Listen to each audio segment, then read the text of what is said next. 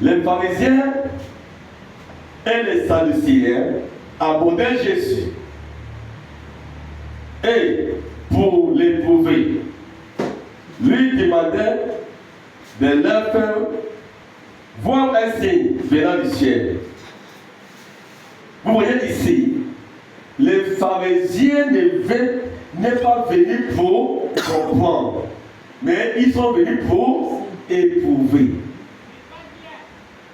Ils sont venus pour éprouver, mais pas pour connaître.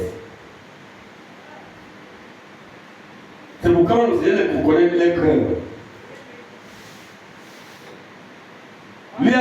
Lui demandant de leur faire voir un signe venant du ciel.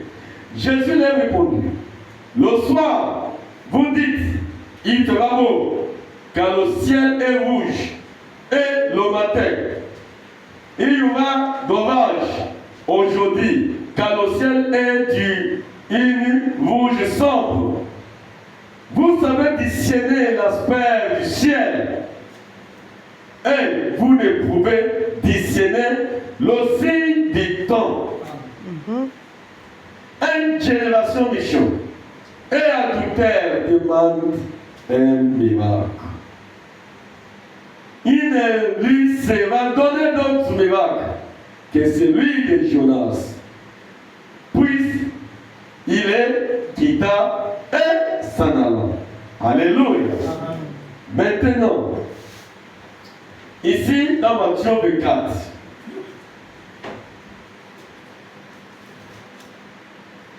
comme Jésus s'en allant, au sortir du temple, ses disciples approchaient pour lui en faire remarquer les constructions.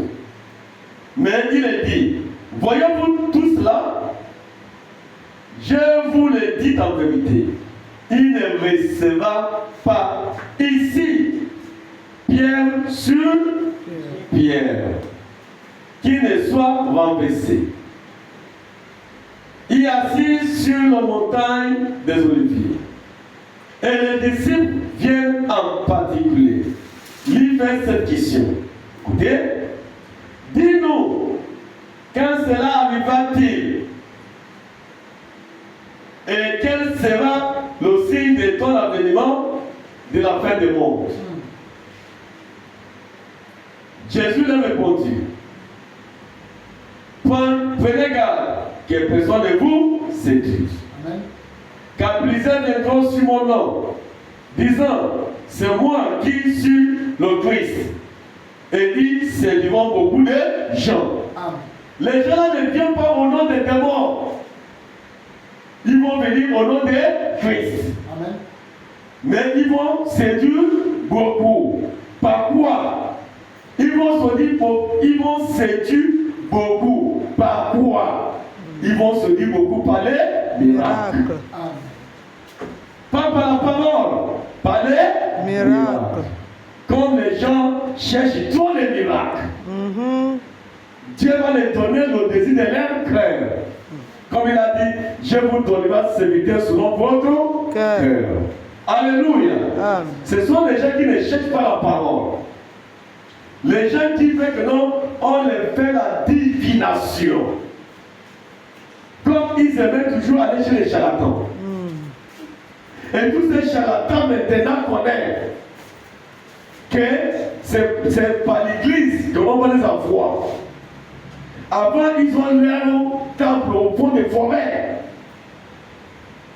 Et chaque samedi, ils vont taper. Après, maintenant, c'est Kaolé et tout ça là qu'ils vont faire pour venir dans la ville.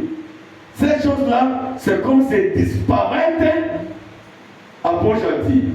Mais ce n'est pas disparaître. C'est le chenille qui a déglisé, qui est métaphore des papillons. Je dis quoi? Le chenille qui s'est métamorpholisé. Amen. En quoi? En papillon. Mais comment vous allez le reconnaître? C'est par leurs œuvres et les fruits. Oui. Alléluia. Et quand ils viennent, ils vont faire des prières. Et c'est ça que les gens, quand les gens viennent ici, c'est pourquoi les jeunes filles ici, quand ils viennent, pasteur, voilà, fais-moi, vous voulez me faire la séance de prière. Je n'ai pas voulu te faire la séance de prière. Je prie pour toi. Si tu crois, tu es guéri, dit Jésus. Amen. Vous venez te dire, Martine, on a dit, je ne suis pas un charlatan. Alléluia. Je suis un prédicateur. Je prie, je pose les mains. Alléluia. Selon l'ordre de l'Éternel, je prie pour toi. Si tu crois, si tu as la foi, tu vas être guéri.